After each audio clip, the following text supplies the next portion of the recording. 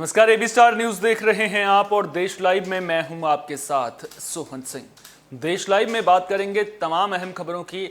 शुरुआत करेंगे केंद्र सरकार द्वारा पिछले 7 सालों में की गई भर्तियों की खबर के साथ में। दरअसल इस संबंध में केंद्र सरकार ने राज्यसभा में जानकारी दी है, जिसमें यह बताया गया है कि पिछले 7 सालों में केंद्र सरकार ने कितनी भर्तियां की हैं।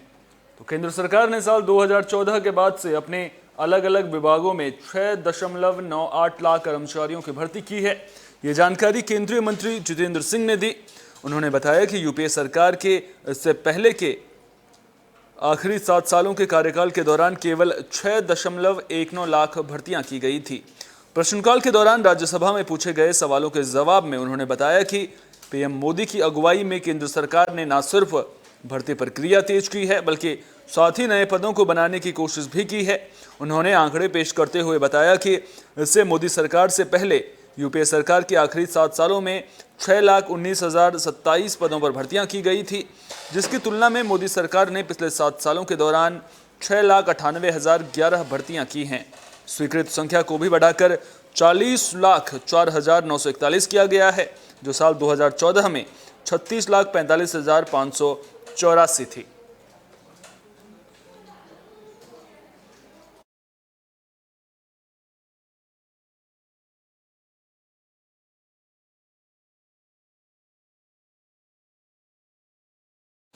सुप्रीम कोर्ट की फटकार के बाद दिल्ली सरकार जाग गई है। दरअसल दिल्ली सरकार ने स्कूलों को अगले आदेश तक बंद कर दिया है। आपको बता दें कि बढ़ते वायु प्रदूषण को लेकर सुप्रीम कोर्ट ने दिल्ली सरकार को फटकार लगाई थी। साफ तौर पर सवाल पूछा था कि जब वयस्कों के लिए वर्क फ्रॉम होम की सुविधा है, तो फिर बच्चों को मजबूरन स्कूल क्यों भेजा जा रहा है। वहीं डॉक्टर्स भी अब लोगों को बहुत जरूरी काम होने पर घर से बाहर निकलने की सलाह दे रहे हैं। दिल्ली के पर्यावरण मंत्री गोपाल राय ने बताया कि दिल्ली में वायु प्रदूषण की स्थिति में कोई सुधार नहीं हो रहा है, जिसकी वजह से बच्चों की सेहत को देखते हुए स्कूलों को अगले आदेश तक बंद रखने का फैसला किया गया है।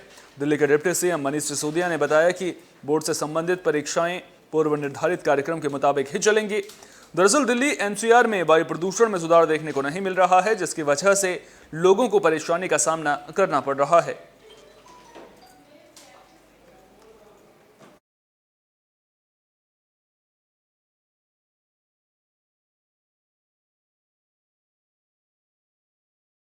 एलआईसी विवाद किसी से छुपा हुआ नहीं है। भारत और चीन के बीच ये विवाद लंबे समय से चला आ रहा है। समय समय पर इस विवाद को सुलझाने की कोशिशें भी हुई हैं।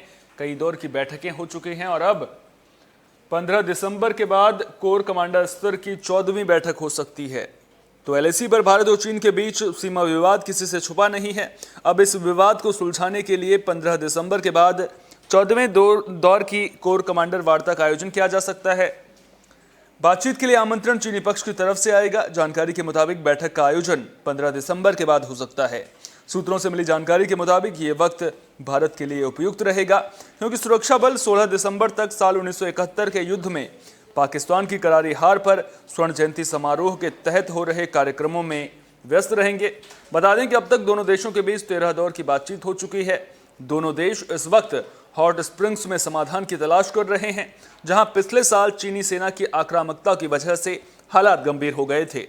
सूत्रों से मिली जानकारी के मुताबिक पेंगोंगतो झील का तट और गोगरा हाइट्स पर विवाद सुलझ गया है, लेकिन हॉट स्प्रिंग्स का मुद्दा अभी भी बाकी है। बता दें कि भारत लगातार सीमावर्ती क्षेत्रों में लगातार शांति स्थापित करने की मांग कर रहा है। इसके साथ ही भारत ने डीबीओ इलाके और सीएनएन जंक्शन इलाके में समाधान की मांग भी की है। बता दें कि इन इलाकों को विरासत का मुद्दा माना जाता है।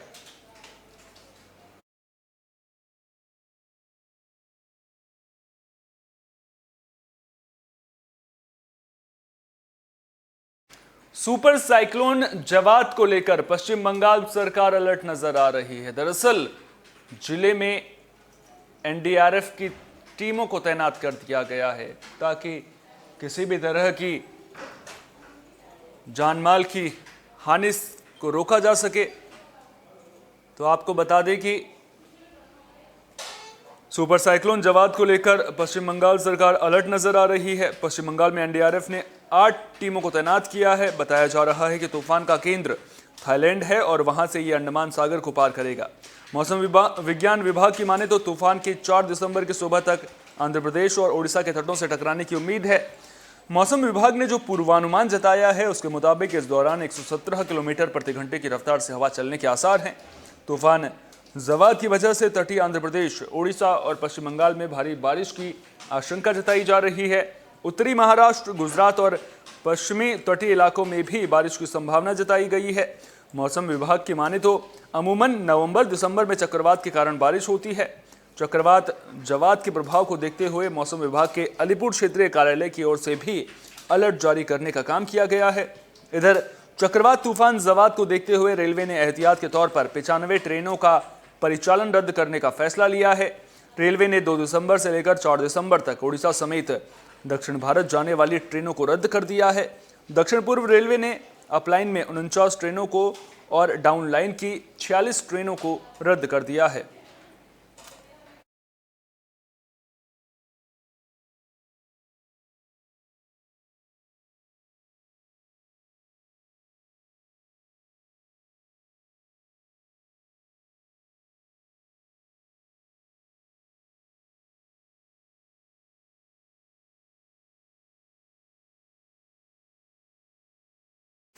ममता बनर्जी का मुंबई दौरा कई मायनों में खास रहा, लेकिन इस दौरान उन्होंने यूपीए को लेकर के जिस तरह से बयान दिया, जिस तरह से राहुल गांधी पर तंज कसा, उसके बाद सियासी माहौल बनता हुआ भी नजर आ रहा है। दरअसल लगातार ममता बनर्जी को लेकर के बीजेपी की ओर से भी सवाल खड़े किए जा रहे हैं।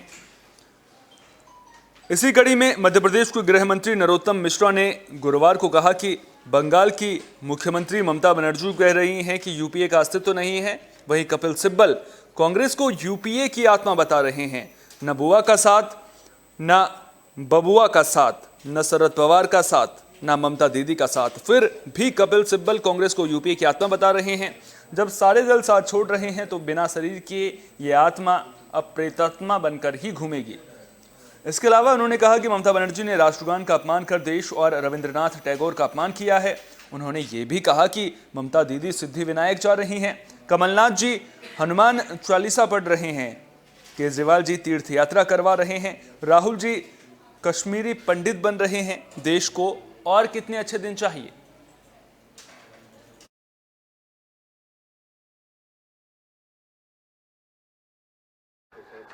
सिद्धि विनायक के दर्शन करने गई थी, यही तो मैं कहता हूं कि और कितने अच्छे दिन चाहिए। ममता बनर्जी दर्शन करने जा रही हैं, कमलनाथ जी हनुमान चालीसा का पाठ कर रहे हैं, केजरीवाल राम जन्मभूमि की तीर्थ यात्रा करा रहे हैं, राहुल जी कश्मीर में जाके कश्मीरी पंडित बन रहे हैं। ये सब वो लोग हैं जिन्हें इफ्तार से फुर्सत ही नहीं मिलती थी। लेकिन अब देश के अंदर परिवर्तन आ गया है, राजनीति के अंदर, और अब इन्हें सब करना ही पड़ेगा। जहां तक राष्ट्रगान का आपने दूसरा प्रश्न पूछा है, न बुआ साथ है, न बबुआ साथ है, न दीदी साथ हैं, न शरद पवार जी चाचा साथ हैं हमारे। तो इतने पर भी कपिल सिब्बल अगर कांग्रेस के यूपीए की आत्मा बता रहे हैं तो बिना शरीर की, सारे दल अलग हो गए तो बिना शरीर के ये आत्मा महज प्रेतात्मा बन के घूमेगी। राष्ट्रगान का ममता बनर्जी ने अपमान नहीं किया, ये देश का अपमान है। ये पश्चिम बंगाल का भी अपमान है, रविंद्रनाथ टैगोर की द्वारा रचित ये था और उसका भी उन्होंने अपमान किया है। देखिए, मैं प्रारंभ से कहता हूं कि महान भारत को बदनाम भारत ये यूपीए वाले ही करते हैं। राष्ट्रगान का अपमान भी यही लोग करते हैं, सेना पर सवाल भी यही लोग उठाते हैं, जहां भी वैक्सीन पर सवाल ये लोग उठाते हैं, जहां भी देश का मान बढ़ेगा वहां ये अपमान करने की कोशिश करते हैं। ये सब प्रकारांतर में टुकड़े टुकड़े गैंग के ही लोग। आतंकी इनपुट को लेकर रामनगरी अयोध्या में अलर्ट घोषित कर दिया गया है। आपको बता दें कि खुफिया विभाग से जानकारी मिलने के बाद प्रशासन भी अलर्ट हो गया है। गुरुवार को एसएसपी शैलेश पांडे की अगुवाई में राम जन्मभूमि समेत पूरी अयोध्या में एटीओ समेत पुलिस बल ने भ्रमण कर सुरक्षा व्यवस्था को परखा। सबसे पहले राम जन्मभूमि की सुरक्षा व्यवस्था में लगे सुरक्षा कर्मियों को अलर्ट रहने की हिदायत दी गई। इसके बाद एटीएस की टीम ने हनुमानगढ़ी समेत रामकोट के क्षेत्र में पैदल भ्रमण कर लोगों की सुरक्षा के प्रति आश्वस्त करवाया। शहर के मुख्य मार्ग से लेकर नया घाट के सरयू तट तक पैदल भ्रमण कर सुरक्षा में लगे कर्मियों को सतर्क रहने की हिदायत दी गई। क्षेत्राधिकारी आर.के. चतुर्वेदी ने बताया कि सोशल मीडिया के जरिए मिली आतंकी थ्रेट और 6 दिसंबर को लेकर अयोध्या की सुरक्षा कड़ी कर दी गई है।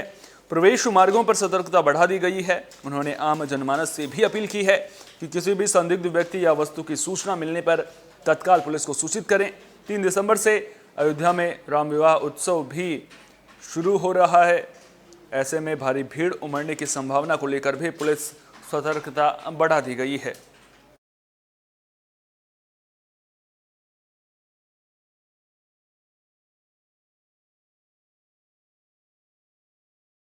यूपी में चुनाव नजदीक हैं, लिहाजा सभी पार्टियों ने पूरी ताकत झोंक दी है। कांग्रेस पार्टी भी पीछे नहीं है। प्रियंका गांधी लगातार यूपी में एक्टिव नजर आ रही हैं। इसी कड़ी में प्रियंका गांधी मुरादाबाद पहुंची, जहां उन्होंने बीजेपी पर निशाना साधा और कांग्रेस की प्रतिज्ञा दोहराती हुई भी वो नजर आए। तो कांग्रेस की प्रदेश प्रभारी और राष्ट्रीय महासचिव प्रियंका गांधी ने गुरुवार को अपनी ससुराल मुरादाबाद से चुनावी हुंकार भरी। मुरादाबाद में आयोजित प्रतिज्ञा रैली में बीजेपी पर निशाना साधा। रैली में कांग्रेस की प्रतिज्ञाओं को दोहराती हुई नजर आई। सपा और बसपा पर भी प्रहार किया। दिल्ली रोड स्थित बुद्ध विहार फेज 2 के मैदान पर आयोजित कांग्रेस की प्रतिज्ञा रैली को प्रियंका गांधी ने संबोधित किया। उन्होंने लोगों से अपील की कि वो अपने नेताओं की जवाबदेही तय करें, उनसे सवाल करें।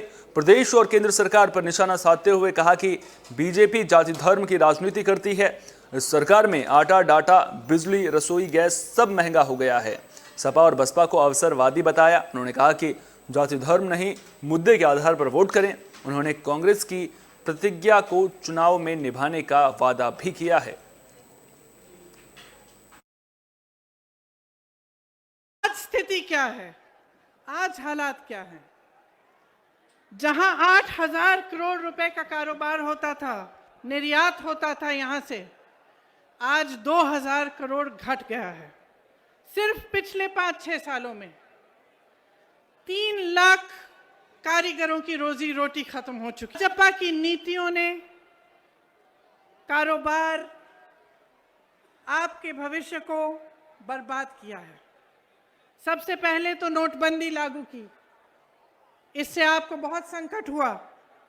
आपको बताया गया कि देश के लिए ये काम हो रहा है कि काला धन वापस आएगा।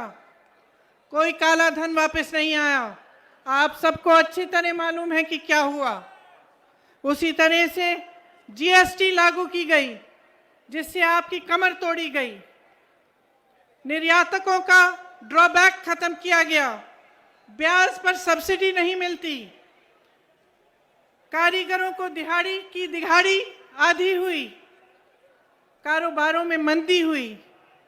बिजली महंगी हुई, डीजल महंगा हुआ, कच्चा माल महंगा हुआ। उधर चीन तेजी से आगे बढ़ रहा था। जिस तरह से उन्होंने एक एक हुनर को लेके पूरे शहर में इंफ्रास्ट्रक्चर बनाया, उस तरह से हमें यहाँ पे भी बनाना चाहिए था। यहाँ पे सारी और सारी सुविधाएं उपलब्ध होनी चाहिए थी। यहाँ का इंफ्रास्ट्रक्चर मजबूत करना चाहिए था। यहाँ पे पूरी तरह से मदद करनी चाहिए थी ताकि आपका शहर भी विकसित हो पाए। ये सब नहीं हुआ। आपने पीतल नगरी बनाई, उद्योग नगरी बनाई, अपने हाथों से, अपने खून, अपने पसीने से बनाई। ये सरकार सिर्फ अंधेर नगरी बनाती है और अंधेर नगरी का चौपट राजा है। व्यापार आज पूरे प्रदेश में चौपट है। युवाओं का भविष्य चौपट है। खेती किसानी चौपट है। महंगाई से घर का बजट चौपट है। नवंबर को यूपी टेट की परीक्षा हुई। 22 लाख युवाओं ने मेहनत की, 2 सालों के लिए काम किया। क्या हुआ? पेपर आउट हो गया, परीक्षा रद्द की गई, भर्ती फिर से लटक गई। फिर से क्यों कह रही हूं? क्योंकि इस तरह से तमाम भर्तियां हैं।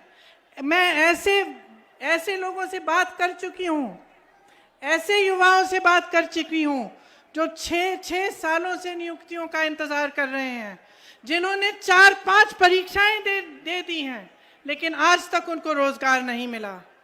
यहाँ पेपर आउट हुआ, नई बात नहीं थी। 12 परीक्षाओं में इस तरह से हुआ है। 10 लाख से अधिक सरकारी पद खाली पड़े हैं, लेकिन युवाओं को रोजगार। योगी आदित्यनाथ जी बयान देते हैं कि उत्तर प्रदेश में नौकरियां बहुत हैं, नौकरी योग्य युवा कम है।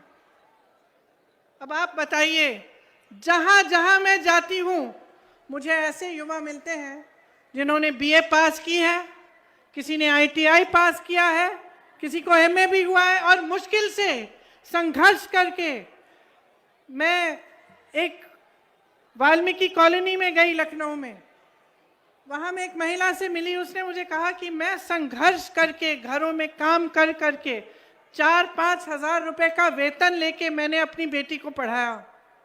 मेरी बेटी बीए कर चुकी है, आईटीआई पास है, आज तक दर दर भटक रही है, उसको नौकरी नहीं मिली। अगले घर में गई वही समस्या, अगले घर में गई वही समस्या। मैं कम से कम 10 परिवारों से मिली उसी एक कॉलोनी में, सब ने मेहनत से अपने बच्चों को पढ़ाया। नौजवान मेरे सामने आए, उन्होंने सब ने कहा कि हम दीदी हमने पढ़ाई की है, कहीं पे रोजगार नहीं मिलता। मैंने सुना है कई लोग कहते हैं कि भाजपा तो फूट फैलाकर फिर से जीतेगी। क्यों? क्योंकि असलियत ये है कि जिनको आज मुख्य विपक्ष माना जा रहा है वे विकास का एजेंडा सेट नहीं कर रहे, वे भी इसी तरह की राजनीति करना चाहते हैं। सपा और बसपा ने भी जाति और धर्म की ही राजनीति को आगे बढ़ाया है। सपा सरकार में जातिवाद और गुंडाई, और बसपा में आपने लूट देखा है। तो स्वाभाविक है विकास की बात नहीं होगी, आपके मुद्दे उठाए नहीं जाएंगे। आपने समाजवादी का नारा दे। श्री अकाल तख्त साहिब के जत्थेदार ज्ञानी हरप्रीत सिंह ने बीजेपी पर बड़ा आरोप लगाया है। दरअसल उन्होंने मनजिंदर सिरसा के माफ कीजिएगा बीजेपी में शामिल होने को लेकर सवाल खड़े किए हैं।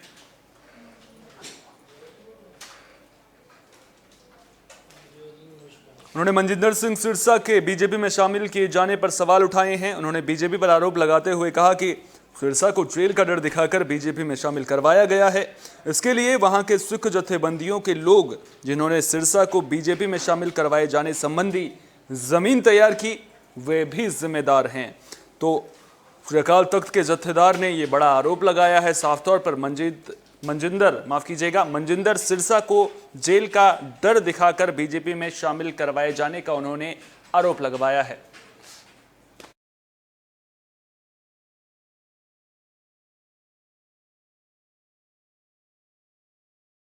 इस बुलेटिन में मेरे साथ इतना ही। देश दुनिया की तमाम अहम खबरों के लिए आप बने रहिए AB स्टार न्यूज के साथ, क्योंकि यहां पर खबरों का सिलसिला कभी नहीं थमता।